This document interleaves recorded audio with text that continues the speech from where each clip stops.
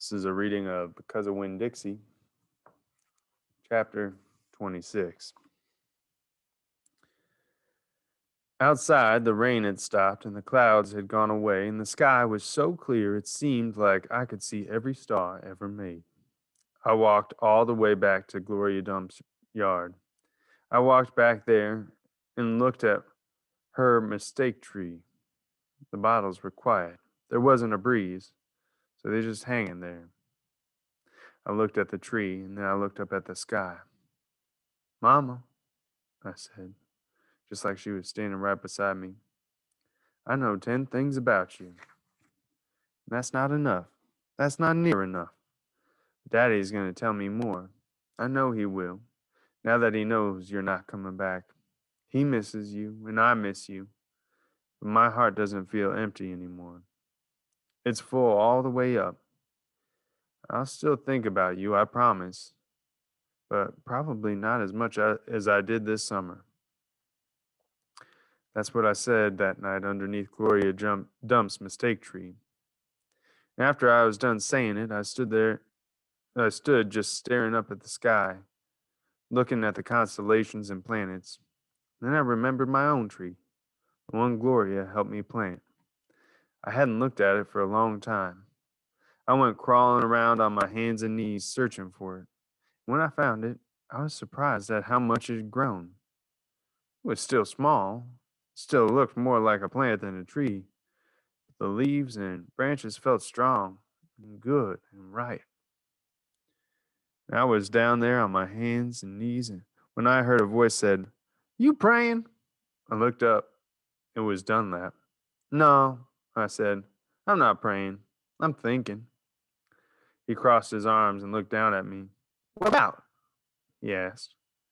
"All kinds of different things," I said. "I'm sorry that I called you and Stevie bald-headed babies." "That's all right," he said. "Gloria told me you come out here and to come out here and get you. I told you she wasn't a witch." "I know it," he said. "I knew it all along. I was just teasing you." "Oh," I said. Looked at him close. It was hard to see him good in the dark yard. "Ain't you ever gonna stand up?" he asked. "Yeah," I said. And then he surprised me. He did something never in a million years thought a Dewberry boy would do. He held out his hand to help me up, and I took it. I let him pull me to my feet.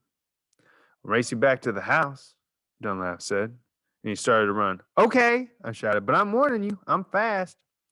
We ran, and I beat him. I touched the corner of Gloria Dump's house right before he did. "You shouldn't be running in the dark," said Amanda. She was standing on the porch looking at us. "You could trip over something." "Aw, Amanda," said Dunlap, and he shook his head. "Aw, Amanda," I said too. Then I remembered Carson, and I felt bad for her. I went up on the porch and took hold of her hand and pulled on her.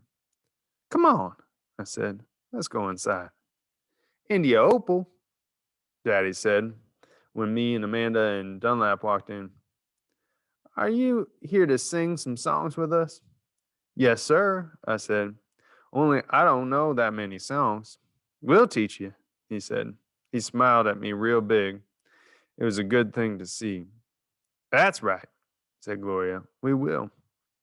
Sweetie Pie was still sitting in her lap, but her eyes were closed. "Care for a litmus lozenge?" Miss Franny asked, passing me a bowl. "Thank you," I told her.